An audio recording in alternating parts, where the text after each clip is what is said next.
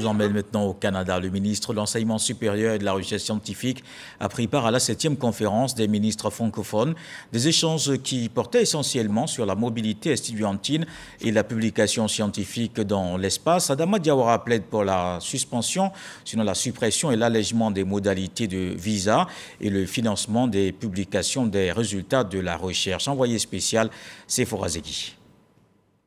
Les 3e assises de la francophonie scientifique referment leurs portes à Québec.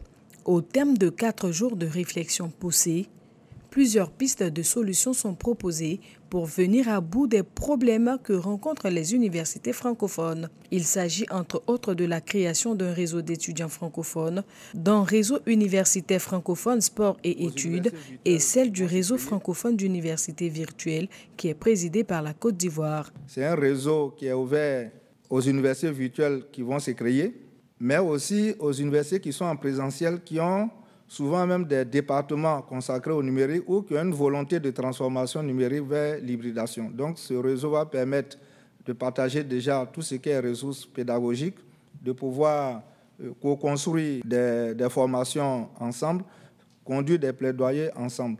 Cette édition a également abrité la 7e conférence des ministres francophones en charge de l'enseignement supérieur et de la recherche. La trentaine de ministres présents a planché sur la mise en pratique et le déploiement du manifeste pour une diplomatie scientifique francophone. C'est un très bel instrument, mais encore faudrait-il que cet instrument-là soit rendu opérationnel.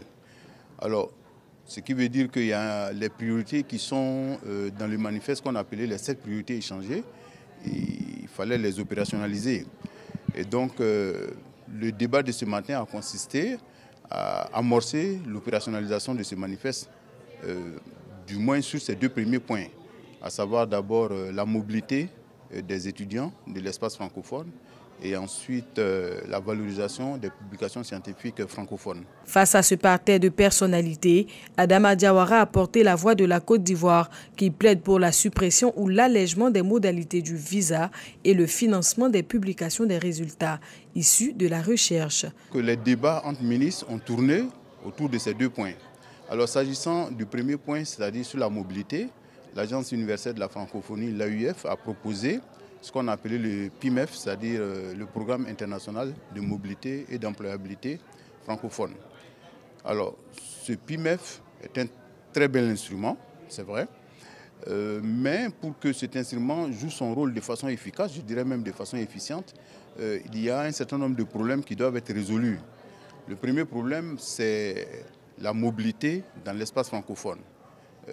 Et là, ça pose tout de suite le problème, l'éternel problème, j'allais dire, de visa pour avoir accès à certains pays. Alors ensuite, le deuxième problème qui est posé pour l'application donc de cette mobilité estudiantine, c'est le problème du financement. La mise en place de ce qu'on appelait le fonds d'amorçage va constituer un test grandeur nature pour la mobilisation des ressources en vue d'implémenter ce PIMEF. Bon, je donnerai simplement à titre indicatif que selon les simulations qui ont été faites, normalement le PIMEF devrait être adopté l'année prochaine, à la prochaine conférence des ministres, donc en 2024, et devrait démarrer en 2025. Et pour les 1000 premières mobilités estudiantines, ça va nécessiter 2,1 millions d'euros. La Semaine de Québec a vu naître plusieurs réseaux francophones qui vont fédérer leurs efforts afin de faire bouger les lignes au niveau de l'éducation, de l'enseignement supérieur et de la recherche.